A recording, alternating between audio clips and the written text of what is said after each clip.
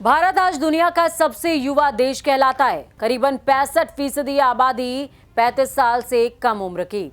हर चुनाव में लाखों नए वोटर जुड़ते हैं, यानी आने वाले भारत की दिशा तय करने वाली सबसे बड़ी ताकत। जी हां, सबसे बड़ी ताकत कोई राजनीतिक दल नहीं होगा, बल्कि भारत का युवा होगा।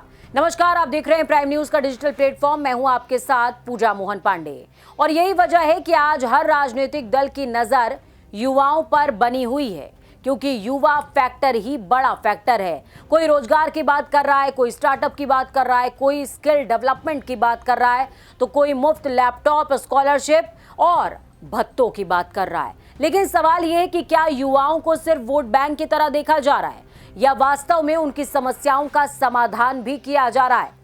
पिछले कुछ महीनों में देश ने देखा कि प्रतियोगी परीक्षाओं में गड़बड़ी, पेपर लीक, भर्ती में देरी, शिक्षा व्यवस्था को लेकर हजारों युवा सड़क पर उतर आए।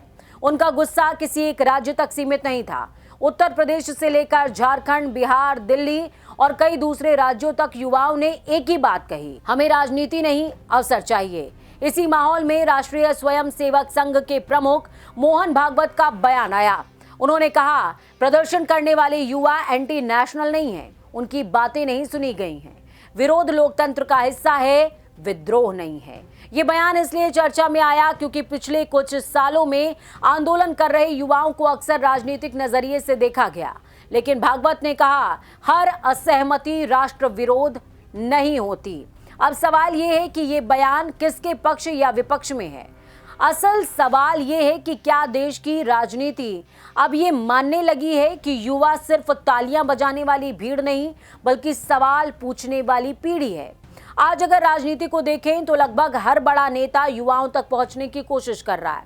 प्रधानमंत्री नरेंद्र मोदी लगातार युवा Bharat, startup India, digital India और विकसित भारत की बातें कर रहे हैं। उनका जोर युवाओं को राष्ट्र निर्माण का भागीदार बनाने पर रहता है।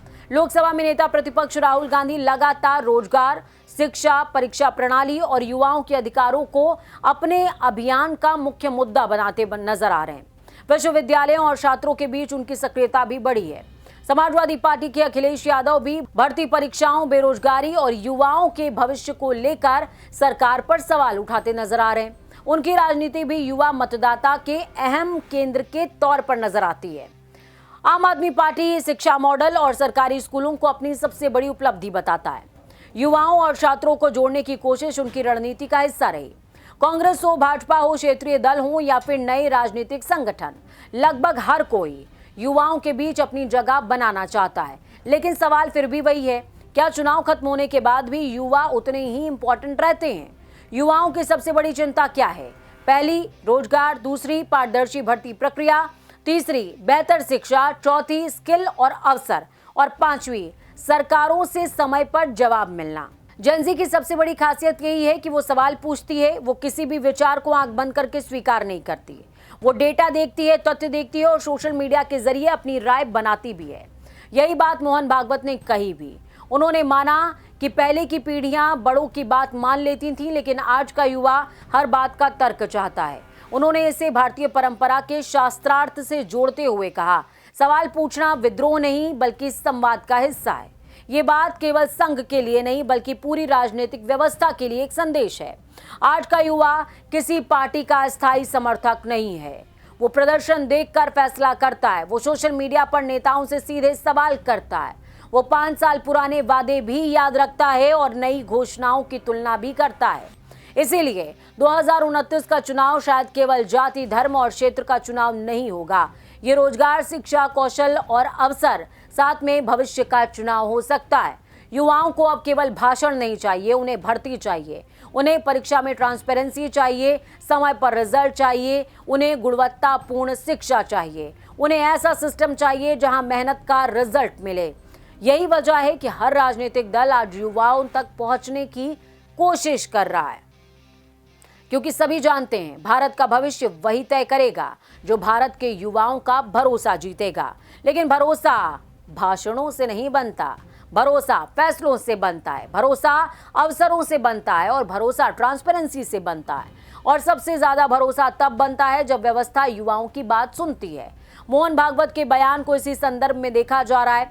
उन्होंने ये संदेश दिया कि असहमति लोकतंत्र का हिस्सा है और युवाओं की आवाज को सुनना जरूरी। अब ये जिम्मेदारी केवल एक संगठन या सरकार की नहीं है, ये जिम्मेदारी हर राजनीतिक दल, हर सरकार, हर विश्वविद्यालय, हर भर्ती एजेंसी और पूरे समाज की है। क्योंकि अगर देश का युवा निराश होगा तो देश की सबसे बड़ी ताकत कमजोर हो जाएगी, लेकिन अगर उसे अवसर मिलेगा, उसकी बात सुनी जाएगी और उसकी मेहनत का सम्मान होगा, तो यही युवा भारत को दुनिया की सबसे बड़ी शक्ति बना सकता है। आखिर में सवाल आपसे, क्या आज की राजनीति सच में युवाओं के भविष्य को लेकर गंभीर है या फिर युवा सिर्फ चुनावी भाषणों और घोषणा पत्रों तक सीमित हैं? आपकी राय कमेंट बॉक्स में हमें जरूर लिखिए। अगर वीडियो पसंद आया है तो लाइक कीजिए, शेयर कीजिए और चैनल को सब्सक्राइब करना बिल्कुल ना भूलिए। आज के लिए मैं पूजा मोहन पांडे साइनिंग ऑफ।